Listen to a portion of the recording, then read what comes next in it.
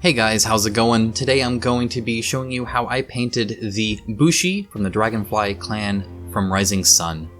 As you can see, I have been pretty busy. I apologize, it has been a while since I've released a painting video. I've been in the process of moving. Currently, the only thing in my bedroom is a mattress on the floor and my computer set up so I can record this video for you. In fact, by the time it's posted here, I will be in my new home. So I do apologize for that. It's been kind of a hectic last few weeks as we close on the house and do all that, but I will have an office in the future, so hopefully that just improves my output and my focus and, you know, all of that, and I can properly bring videos to you guys here more often and of better quality.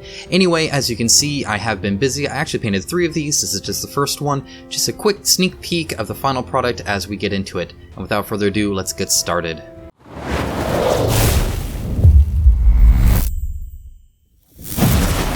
Alright, so here we have the concept art as normal. I show you this. This is kind of what it's based off of. This is a pretty stylized version of the miniature, as all Adrian Smith concept art is. He certainly inspires the sculpt, but doesn't necessarily design the concept art around making it a sculpt, so this is quite different, especially in the hair kind of going more up and angled out, and the position of the pole and whatnot. A few minor differences in the tunic as well.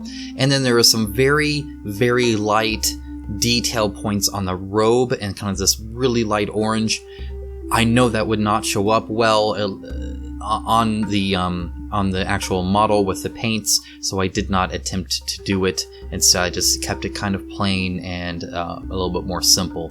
But anyway, let's get right into it. So as always, I do prep the miniature first, and I'll show you exactly what it took for me to prep the miniature. In this case, it's not too bad. There's some mold lines, and there was one of the 3, just one of them, that had some like molding errors where there were some like gaps where it didn't quite fill all the way inside of the mold with the plastic. So I have to fill that up with some green stuff. But other than that, pretty simple. As always with these brightly colored plastics, I always struggle a little bit to actually see the mold lines on them compared to the normal gray. Perhaps it's just me, perhaps it's my lighting, I'm not sure. But either way, I spend a little bit more time looking at it, but otherwise it's pretty simple. So here's that simple, liquid green stuff from Citadel, and I'm just kind of scraping it in there. I'm not even going to show the cleanup because it's literally just scraping. It's these 2 little spots here where there was an indent inside of the inner portion, but it's a pretty prominent part of the miniature, so be sure to fill that up. As always, I am priming in gray. Now, I say as always, but that will be changing soon. I did buy some white primer, so I can start actually painting maybe a little bit brighter, or it'll help me get kind of that white. Same company, love that company. And by the way, if you're interested in using anything that I use on the channel, or anything that I personally recommend, and I only post stuff that I have actually used, played, or in some way have been in contact with and approve of the quality, I do have a link in the description below to kind of my personal Amazon product page where it lists the games I've played or recommend, or tools or hobby resources or anything like that. Feel free to check that out if you want. Anyway, this is basic skin tone, and this is just going to be, there's not going to be a lot of shading or highlighting. It's really just his neck and his feet there. There's also his hands. I didn't get that yet, and in fact, I wish I'd waited longer. We'll get to that in a little bit. I have some flesh wash out, but all I'm really doing here is painting in between the toes as best as I can, and on the bottom of the feet, like the back end of them, just to give them a bit of definition. And I mean, he is running barefoot, so I think it should be a little bit darker, even if the light should be shining on it. We're moving on to orange fire afterwards, and this is going to be for the inside of his cloak and his belt. Originally, I wasn't sure if I was going to do this kind of wrap belt thing in a different orange. I decided to let's keep the orange to a limited amount here and just do this orange, and I think it fits fine anyway. I will say, just as a preface, I didn't particularly enjoy painting this miniature, and it's the miniature's fault, not mine. I'm going to blame it. Really, I love the design of the sculpt, I really do, and in fact, the fact that he's just on his bottom of his foot and he's so sturdy surprises me. Like, I don't know what kind of posts they put in there or how that works, but seriously, he's stuck on the base really well, which I'm impressed with. some of the molding definition, I think, is really lost on him, especially on his fingers get kind of janky where they're not aligned, or you kind of have to invent fingers, or I mean, it just, there are certain portions that are kind of frustrating. The entirety of his leg wrap is really frustrating because you end up having to invent ropes that tie him together. And what I mean by invent is you have to paint it on. It starts and then it loses its definition and goes completely smooth. And this was on all three of them. And so you just kind of have to continue the line and paint in the definition, which I always hate and try to always call out in my videos. If I do have to do that, I would like to see the definition there. That being said, this is Coleman not really trying to match Adrian Smith, who puts a lot of detail in his models. So additionally, there are some wobbly bases. Hopefully we can get to a day in our age where all bases are a hard plastic, but you know, we're not there yet, so it's still kind of the soft wobbly base. Alright, so now I've just added a little bit of white into this orange, and this is just for a one level highlight that I'm going to do. I'm fine with this appearing a bit more, not silky, but a bit more of a shiny material, not necessarily a cloth. And therefore I'm going for kind of a more drastic one level highlight. You could, you know, build up if you wanted to, but this is also so small that it's not a huge deal. I'm going to end up adding shadow afterwards just because I want a little bit more of a drastic change, but it's very light, so we'll get into that in a bit. Alright, Castellan Green is next. This is going to be for kind of his inner tunic, his kind of, I guess it's pretty much his shirt. I end up bringing it to the bottom level of the skirt though. Again, in the concept art, he has these wide portions that are showing of this like secondary, not skirt, that's silly, robe or whatever it is that you call that, wear this, I mean, it's not a kimono, I don't know what it is. Either way, he has some green down there, and that is not present on this miniature in that sense. They're just not displayed the same. But instead, in the back, he has this little ripple, and I'm going to paint that. Now, what I'm doing here, where I'm avoiding those ropes, just paint over that. Seriously, save yourself the headache. Again, you're going to have to invent these lines anyway, and if you paint over completely, then when you do end up inventing the line, especially as it's wrapped around, you know that I had to go and touch up some of the color as the green, and later on the black-gray had to go towards the wrap a little bit. I kind of left too much space, so just cover the whole thing. It'll be quicker and easier in the long run because it'll be quicker to paint on originally, and then you'll have to touch up nearly as much. There's that kind of ripple in the back as you just saw, and now I'm just getting the other sleeve. I will also say that of these three, this one I'm showing you here has the biggest gap on his side where his arm is raised up when it comes to, you see how the green goes almost all the way down to his belt? None of the others, they have far less definition there. It's why I chose this one to display. So throughout this whole process, I'm going to show you one specific one. I make sure I keep track of them. I'm going to paint all three of them at the same time. So as you can see now, the other two in the background have green, but I'm going to skip that. But this is the same one. As you can see, that green is going all the way down to his belt. Only on that one. The other ones lose a lot of definition, and it's just simply not there. So this is going to just be a tiny bit of flash wash into the recesses here. I'm painting in the shadows, as you could say. It's almost a reverse highlight. I do this often. I don't see a lot of other people do that. Am I dumb doing that? Do you guys do that? I would love to know if this is a normal thing. Certainly I didn't invent it, but maybe I'm doing something wrong. Maybe there's a reason you don't. Maybe people do, and I just don't see it. I haven't heard a lot of people talk about this or know what to call it. I call it negative highlighting. Essentially, I'm just painting in the shadows. And this flesh wash is super light, especially on this orange, so I don't even have to worry about watering it down. It blends really well, and it just gives a hint of darkness and kind of makes those highlights pop out even more. Military Shader is up next, and again, I'm just going to be painting over kind of the middle portions. I have three of these guys to paint. I'm going to paint them all at the same time. By the way, just the film of one of these miniatures, so just the one here, was a little bit over 2.5 hours of film. Now, obviously, that did not include touch-ups, second layers, stuff like that, or, you know, like, I'll show you the prime, but I didn't actually, you know, count the time that I primed. So, all in all, probably about 3 hours for this miniature. The other two were slightly less, because I'm not filming at the time, and I already have the paint out, but in general, this was quite a bit of time here, so I'm trying to save a little bit if I can, and painting those shadows where I don't have to then paint Castellan Green over it again and then do this highlight. Instead, I can go straight to the highlight here.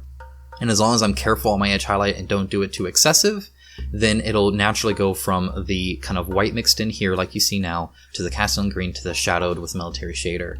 So if I do it right, it saves me time, I believe. I'm doing a little bit more careful, but I'd be this careful anyway doing this final highlight. So 1 highlight is essentially now 2 because I get the Castellan Green base color right back out. So feel free to try it. Again, I don't know if I'm the only one that does it, but I find myself doing it more and more. So I'm pretty happy with the results in general, and I feel it saves me time.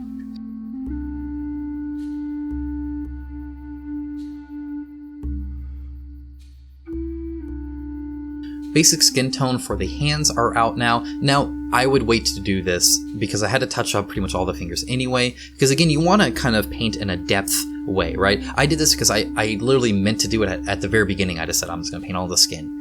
And I forgot about the hands. So I'm like, oh, I forgot the hands, and I paint this. You try to paint what's deepest first and then paint outward, right? And these hands are on top of the pole. So you should paint the pole first and then paint the hand. Of course, the pole is dark and the hands are light, so you need to be careful either way. But the finger that, by the way, when I talked about the finger, that's kind of messed up, besides the fact that it's just kind of a mesh there. In the back, where the finger is right near where that decorative kind of pommel is, or guard, or whatever that is in the back of the spear here, it blends in to where, at least on one of them even, it's disjointed, where the finger kind of goes near it and the finger comes out of it. Again, flesh wash, just painting in these fingers as best as I can. They're all kinds of different sizes and shapes. By the way, at this point I was not frustrated with the miniature yet. It only came kind of afterward. A part of it may be just because I'm trying to fit this in while moving. Perhaps I wasn't in the right state of mind to do this. Normally I find this hobby very relaxing and rewarding, and I did find it rewarding here, just not quite as relaxing at the end. Doing something different here, and I'm mixing colors. I don't do it very often. Dark sea blue and gray blue, as close to 50-50 as I can get it. This is going to be the base color. I am going to shift the color with a wash or a shade, but for now this is going to be kind of this slightly blue gray. I want it almost predominantly gray with a little bit of blue hints in there, and then I'm going to again darken it and shade it.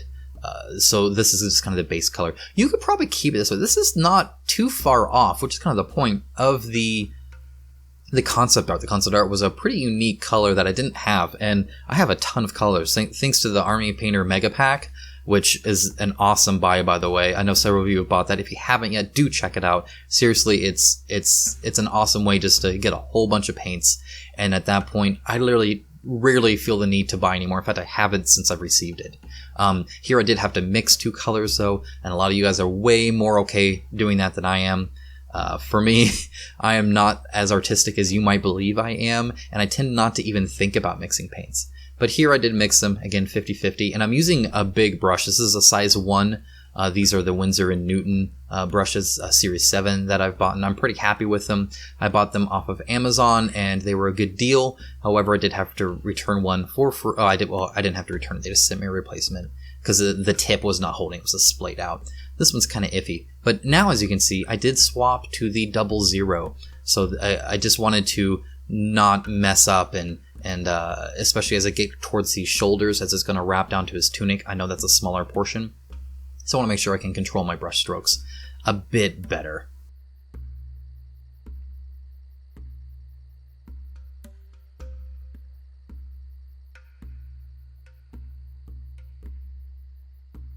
Druchii Violet is what I'm using to shift the colors. This is going to be the shade wash that is it a shade? Is it a wash? Is that the same thing, just different companies calling it different things? Again, I should probably know this stuff, but you can never tell. And I'm pretty new to the hobby anyway, so perhaps there's history behind which is which. Either way, this is just me kind of, again, shifting the colors. You can see it darkens up, and I do like that. I'm not going to fully highlight it up or anything like that, but it also gets really good shadows, kind of like the purple shadows, just to kind of tint it a bit. I could have done the blue Drakenhof Nightshade, I believe it is, but that would have shifted it brighter than I wanted. I want to shift it darker.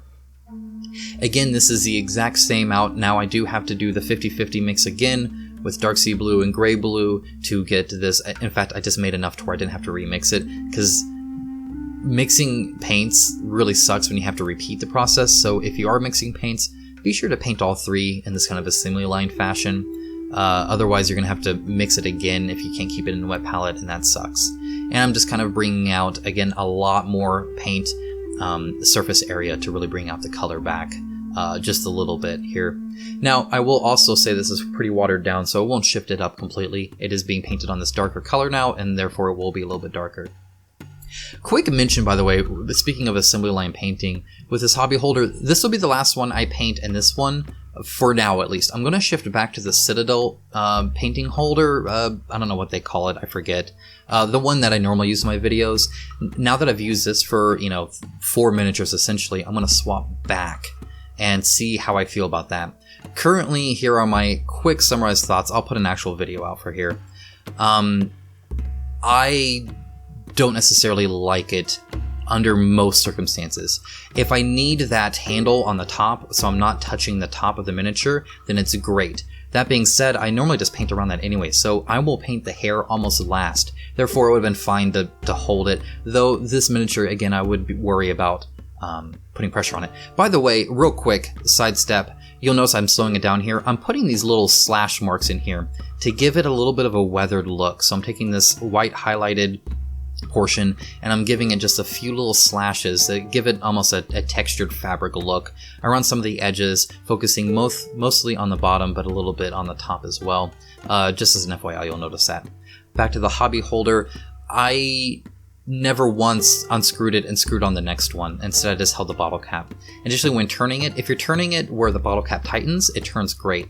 If you turn it otherwise, see how my thumb and hand are on the white portion? I end up unscrewing the bottle cap. I did that about 3 times while painting this. I started 2 more, but I actually accidentally unscrewed it about 3 times. So those slashes again, by the way. Which was really inconvenient. And so unless you're holding it by the gray portion, and you really almost need 2 hands, I think, to turn it well, which is kind of frustrating. Anyway, the blue portion of the handle I do like. I'm gonna go back to the Citadel one and see if maybe I'm like, oh, actually I do like this more, or if I'm like, oh no, this is way better. And then I'll give a final review video later. But anyway, even with 3 miniatures, I had them standed there and I just used the little bottle cap to turn them around. I never did actually unscrew and screw them back on. Pastel Blue is the color of choice for the pants, and I'm going to keep them fairly bright. I definitely want this character, because he's so much of this kind of dark blue, and you can really see the kind of textured lights highlighting there.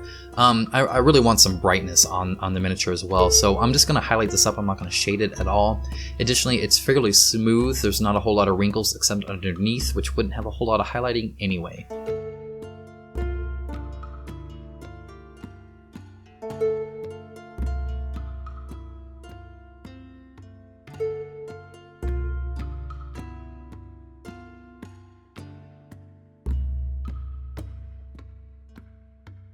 So here is the white out, and I'm just going to be doing this 1 level of highlight just to kind of bring it out. On the bent up knee, I'm going to put a little bit more effort in doing many strokes as opposed to coloring it in as a solid portion. So just watch as I do that. You can kind of see it there, but I'm going to speed it up here. See how I just do many different strokes on the bottom there to kind of make it seem like it's just fabric rippling a little bit.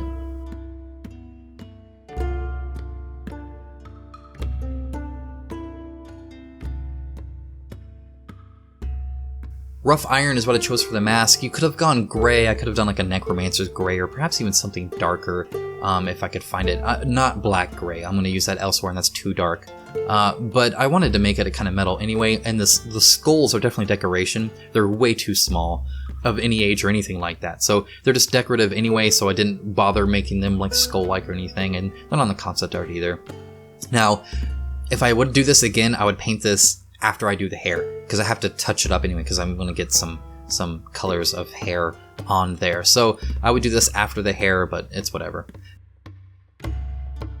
Gunmetal is what I'm using to highlight it, and I wanted an extreme highlight because the details are so small here. I want to get the nose, I want to get the eyes, the tops of the skulls, and the kind of the fins that go up on either side. But that's really all you can do. There's not a lot of space or detail work here. For instance, in the concept art, he has these cool teeth that are gold. He has no teeth in this model. This is about where I started to get a little frustrated with the loss of detail and in general the kind of muckiness. black gray out real quick. This is for the handle of the dagger he has here, and then the pole will also be black gray. When I start doing the gold detail, that's going to be an issue as well. I'll talk with that when we get on it. Additionally, these kind of, I call them leg warmers. You'll see that in the paint list in the description below, which, by the way, in case you didn't know, I do put all the paints I use and where they go in the description below. They are literally the same notes I use to paint them. I plan each of these paintings out when it comes to color and where, and pretty much in what order as well. So you can follow that if you wish, or it'd be a good reference so you don't have to watch a big long video. Again, I would just paint over the whole darn thing. Don't worry about leaving spaces. It'll just cause you grief and frustration with the lack of detail. In general, this is just kind of me saying, there should be a strap here, because sometimes you can see the beginning of one, but then it just kind of goes away.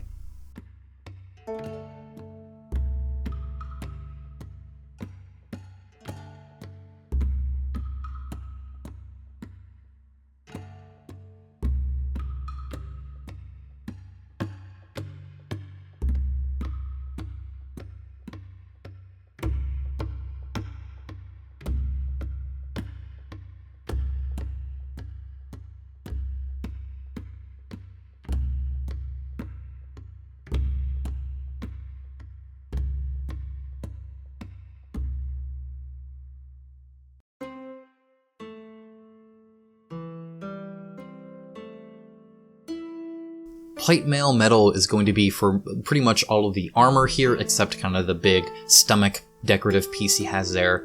I guess he really wants to protect his stomach.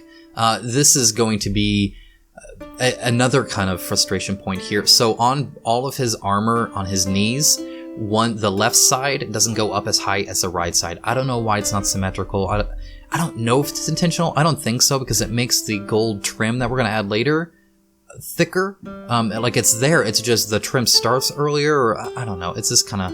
And then right here at the very end where his wrist is, there is just a mess of detail there. It's really lost there. It's just kind of a blob, and it's hard to notice until you paint it, but theoretically you're supposed to have a little loop in there according to the concept art, and it looks like they tried to do that and it just didn't transfer. So this, again, I don't mean to dog it. I do like the style and I appreciate the attempt, but I think the soft plastic on some of these smaller ones just didn't translate well, and they would have perhaps had to exaggerate it a bit in the original design, so that when it shrunk and got softer, it still stood out a bit more for painting. For otherwise, it's a fantastic miniature. This is just painting gripes. Stormhost Silver I put on the top here. Skip this step, it does almost nothing. I was hoping to add a little bit of shine on the top. Stormhost Silver is as bright as I can go without going Necron Compound. I didn't want to do a dry brush. It didn't do a whole lot. Dragon Red, this is actually fun because it's just a kind of a random splash of color in the middle of this kind of general murkiness. I see that, and there's a whole bunch of orange on them. I just meant kind of the blues here, so doing a random deep red here, or at least a brighter, slightly dark red is really nice. Eventually his hair is going to be pretty bright as well, but this is still kind of fun to paint on. Greedy Gold is next, and I'm only painting this kind of ornament in the Greedy Gold. Everything else is just going to be straight up gold, so I'm just going to fill this in, but do be careful. The mold line here actually is great, by the way. Like, I had no issue painting this. This is probably one of the more enjoyable portions of it, just because I was worried it was going to be at this point, and it's not. It's awesome.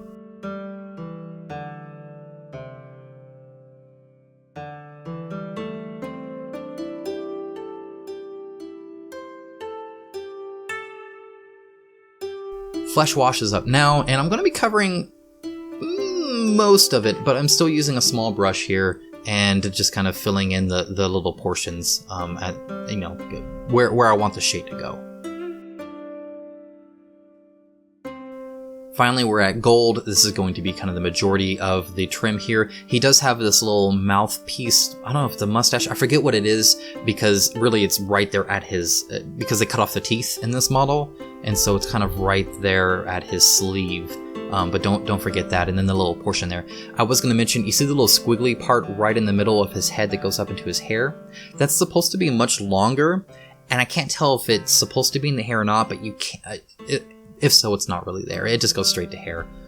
So you could paint it on maybe a little bit longer, but I'm just painting where there is definition and calling it quits there. There is a nice detail here along the kind of the blade, which is nice. So just follow that along. That works well. Where the pants ripple and where this armor kind of bulges around the tops and kind of these fancy fins, decorative fins there, can be hard. It's there, but I struggled to kind of determine where each ended and started. But in general, it's fine. It's just, as you can see, it's so close there.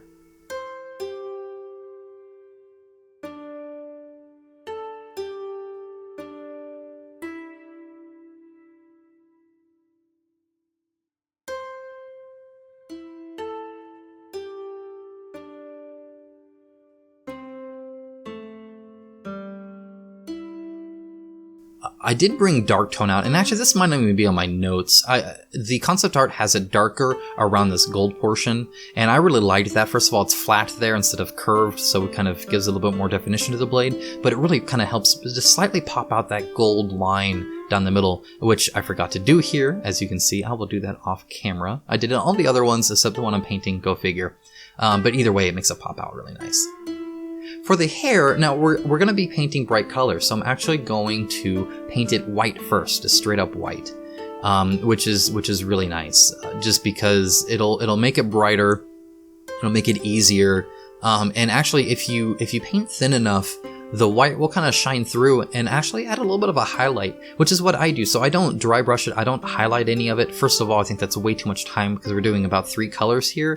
I originally had planned another orange. I had planned a lava orange to transition to the red. I decided not to. And then I thought about maybe doing a darker red. Again, decided not to. I've spent enough time on these. I think it looks great anyway. And there's just not enough surface area to really, I think, have the colors be meaningful. And instead, it would just kind of give a general, I guess, light to dark, which, you could do, but whatever. I'm just going to use 3 here. But either way, it helps paint on that, and it adds a little bit of a highlight as it's thinner on there and kind of pulls into all the texture. Starting things out, we'll have Demonic Yellow. This is going to be just for kind of the bottom, I would say, 1/4 of the hair. And so you're just kind of painting it in a little bit. Now I have this pretty watered down and I'm painting quick. So again, I didn't even stop the camera. Light orange is next. There was no cut here. This is just me slowing it down real quick so you can see. Now I'm adding light orange on there. First, I'm just marking the spots and then I'll dry my brush off a little bit there. You saw me kind of go off camera there. And then I'm going to swirl them around and wet blend them. And then I'm getting pure red out. Again, didn't even stop the camera. And I'm just painting in the area right now. That'll get most of the paint off anyway. I'll then swish the brush to get rid of the paint and then meld it into the orange just like that. So in that case, I decided there was enough red off of it where I didn't need to swish it off like I did the orange. But you're just kind of, again, blending the two so the red and the orange then blend together. And it just kind of gives a nice blending effect. They call that wet blending. If you don't want to work fast, you can add some Lamian medium in there, or any sort of, I guess, medium will work. Paint medium. It's essentially just clear paint is how it acts, and it'll slow down the drying process and make it a bit more runny too. Ash Grays next. These are for all the ropes. Again, this is where I was pretty much done with the mini at this point. It is kind of frustrating because, so like on the back there, you see that tie? The tie is kind of a blob, and then it starts to maybe wrap around his arms, and then doesn't go anywhere. So right here, I'm pretty much inventing lines, and yeah, a little frustrating. I found it.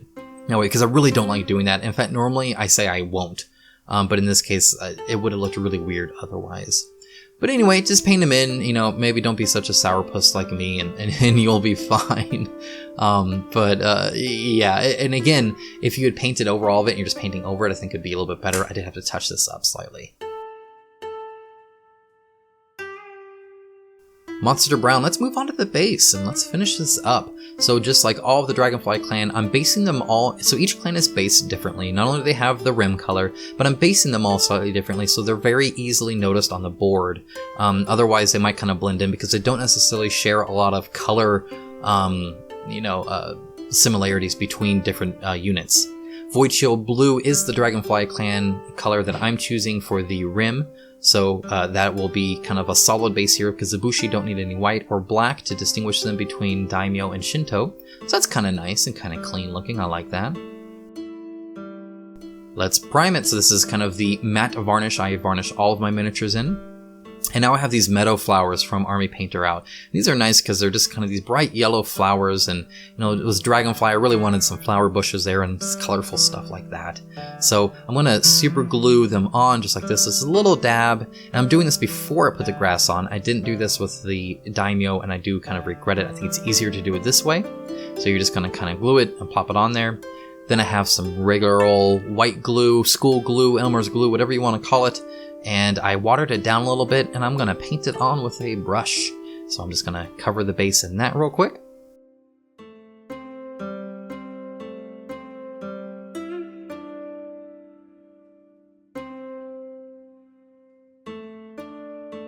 And I want to take this moss green, again from Army Painter. It's their moss green flock. And I like it because it has that kind of, not yellow, but kind of the tan pieces and a bright green. It's a very bright grass, and I think it mixes well with the colors, or the flower bush that I put on there. So you plop it on there on the glue, you tap the bottom to shake it all off, and then you're going to wipe the rim clean and let it sit for a little bit, and it will be dry.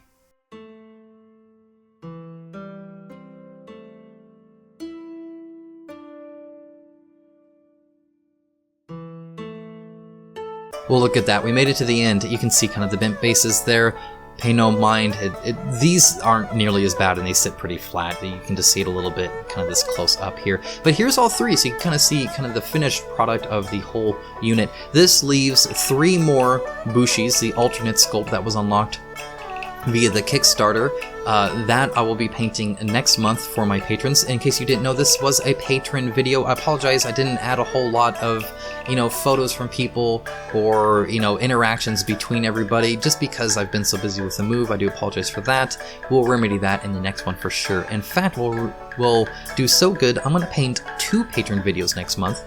Patrons have been voting on what order I paint the Dragonfly miniatures in, but with only 1 left, that would be a very boring vote. So instead I had them vote on the game and then the mini in that game. So there were 2 votes going on this month, and it will be another Rising Sun video. The vote is not over for which miniature in the Rising Sun options that I posted there will be it. So if you do want to kind of participate with the channel, feel free to check the link below for my Patreon, where you can vote for what I will be painting next month, along with lots of behind the scenes and a lot of interaction, an invite to the YouTube group, so on and so forth. Anyway guys, thanks so much. I want to thank my patrons. You can see them here. Thank you so much, and I will see you next time.